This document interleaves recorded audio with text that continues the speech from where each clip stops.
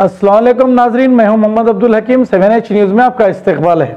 हल्के असम्बली मोइनाबाद इलाके चिलकूर में एक नामालूम शख्स ने प्लास्टिक पाइपलाइन को आग लगाकर राह फरारी अख्तियार कर ली है। आइए देखते हैं ये रिपोर्ट।